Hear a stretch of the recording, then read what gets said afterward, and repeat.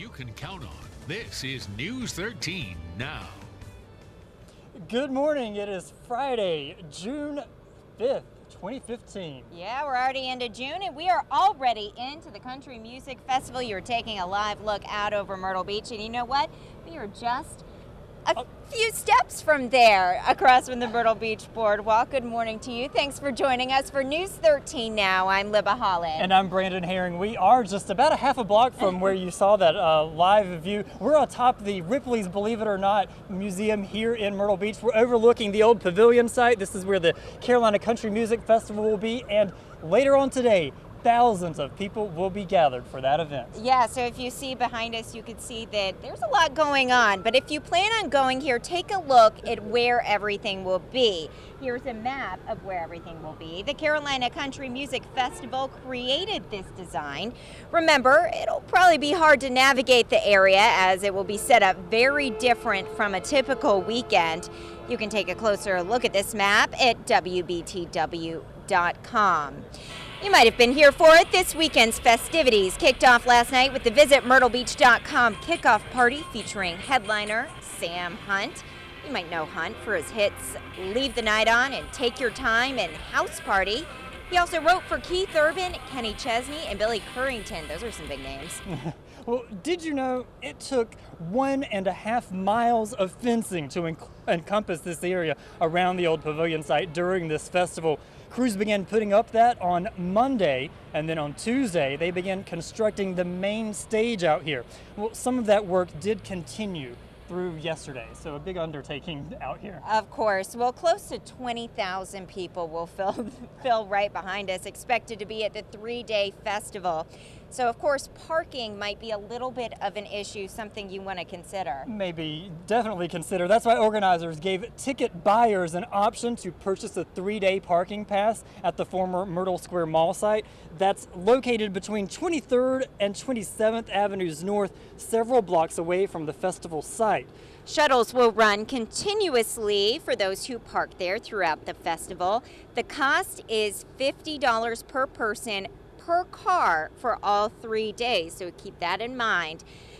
Yeah, and joining us now, we have a pretty special guest, Bob Durkin. He is the promoter, festival organizer. The name of the company is, again, Full House Productions. Full House Productions. Yeah. It just slipped my mind right there for It's a second. okay. There's It's a lot okay. going on today. You're pretty busy. We're pretty busy. Tell us all about how it's gone so far. How were things last night? Things were phenomenal last night. I mean, we've been working really hard over the last 6 months. The support we've got from the city has been unbelievable. The local police, the local fire, and just the community of Myrtle Beach in general. The customers are going to come out, the country music fans. So it's been great, and last night showed it. We probably had close to 10,000 people for Sam Hunt. He put on a phenomenal show. I think anybody who was here would have said that you got to come back this weekend, because that was just a little taste of what it's going to be like.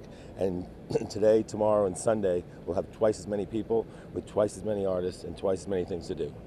So you're expecting, for sure, the crowds will grow Friday, Saturday, Sunday?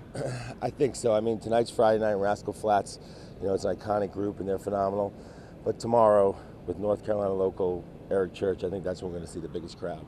Yeah, absolutely. And have you taken this other places? Why bring this to Myrtle Beach? Well, I think there was a gap in country music fest in the Southeast.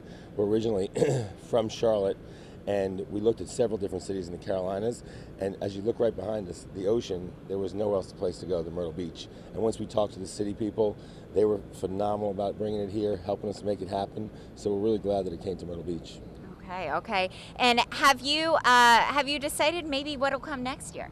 Well, we've had some talk about that. We'd like to get to the next 3 days, but that's the plan, is to really come back next year and hopefully take the headliners to the next level, and maybe 25, maybe 30,000 people. Okay. If there's one thing you think people should know about this event, what would it be?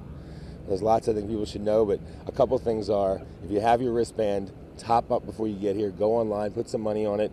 People were nervous about the wristbands, but I think yesterday they saw how convenient it's going to be. You walk right through the entrance, you can pay for drinks, pay for food, pay for vending, no problem. And the second thing is the app. Download the app. We'll have push notifications going out all day, telling you when headliners are starting and all sorts of different information. So definitely get the app, download it, and you'll have all the info you need. Yeah, Brandon, I believe you were exploring that app a little I bit did, earlier. man. That app, he's not kidding. It is really great. The schedule that is laid out there, easy for everybody to see. You can get notifications of when the people you want to see are going to be on stage. So that's some really good advice. Anything else you wanted to say before we go?